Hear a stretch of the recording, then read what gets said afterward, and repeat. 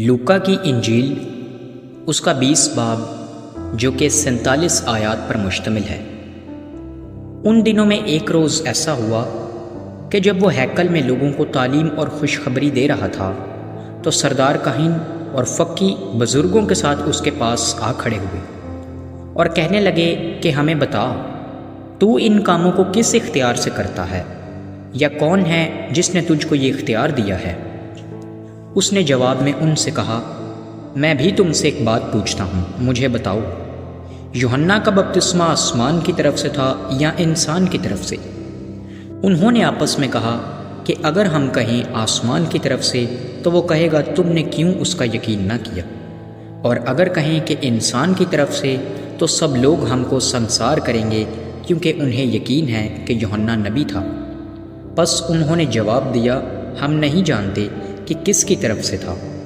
یسوع نے ان سے کہا، میں بھی تمہیں نہیں بتاتا کہ ان کاموں کو کس اختیار سے کرتا ہوں۔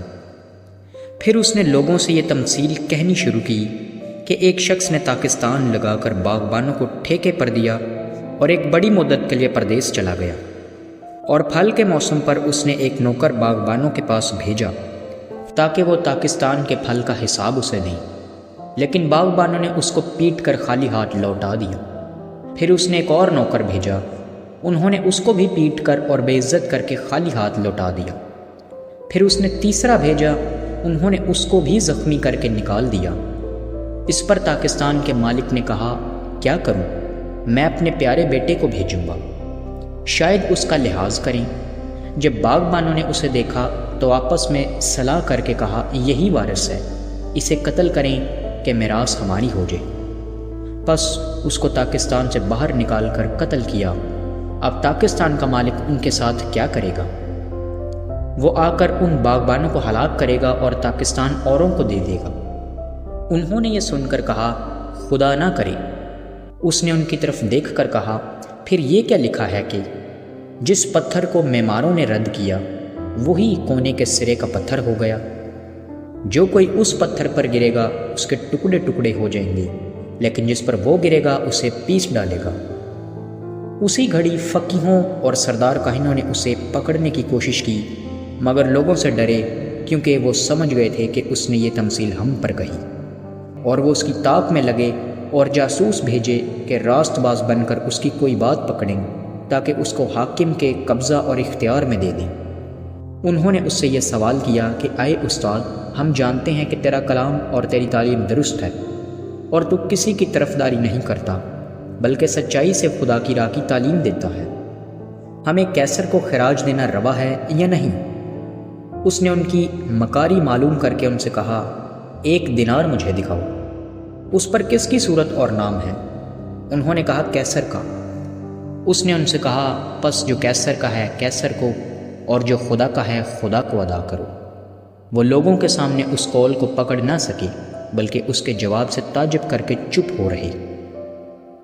پھر صدوقی جو کہتے ہیں کہ قیامت نہیں ہوگی، ان میں سے بعض نے اس کے پاس آ کر یہ سوال کیا کہ اے استاد، موسیٰ نے ہمارے لیے لکھا ہے، اگر کسی کا بیاہ ہوا بھائی بے اولاد مر جائے تو اس کا بھائی اس کی بیوی کو کر لے اور اپنے بھائی کے لیے نسل پیدا کرے۔ چنانچہ 7 بھائی تھے، پہلے نے بیوی کی اور بے اولاد مر گیا، پھر دوسرے نے اسے لیا اور تیسرے نے بھی، اسی طرح 7 بے اولاد مر گئے، آخر کو وہ عورت بھی مر گئی۔ پس قیامت میں وہ عورت ان میں سے کس کی بیوی ہوگی؟ کیونکہ وہ 7 کی بیوی بنی تھی۔ یسوع نے ان سے کہا کہ اس جہان کے فرزندوں میں تو بیاہ شادی ہوتی ہے، لیکن جو لوگ اس لائق ٹھہریں گے کہ اس جہان کو حاصل کریں اور مردوں میں سے جی اٹھیں، ان میں بیاہ شادی نہ ہوگی، کیونکہ وہ پھر مرنے کے بھی نہیں، اس لیے کہ فرشتوں کے برابر ہوں گے اور قیامت کے فرزند ہو کر خدا کے بھی فرزندوں کے۔ لیکن اس بات کو کہ مردے جی اٹھتے ہیں موسیٰ نے بھی جھاڑی کے ذکر میں ظاہر کیا ہے، چنانچہ وہ خداوند کو ابراہیم کا خدا اور اسحاق کا خدا اور یعقوب کا خدا کہتا ہے، لیکن خدا مردوں کا خدا نہیں بلکہ زندوں کا ہے، کیونکہ اس کے نزدیک سب زندہ ہیں۔ تب بعض فقیہوں نے جواب میں اس سے کہا، کیا استاد تو نے خوب فرمایا، کیونکہ ان کو اس سے پھر کوئی سوال کرنے کی جرت نہ ہوئی۔ پھر اس نے ان سے کہا، مسیح کو کس طرح داؤد کا بیٹا کہتے ہیں؟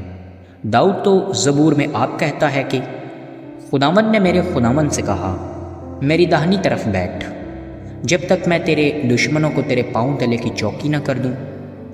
پس داؤد تو اسے خداوند کہتا ہے، پھر وہ اس کا بیٹا کیوں کر ٹھہرا؟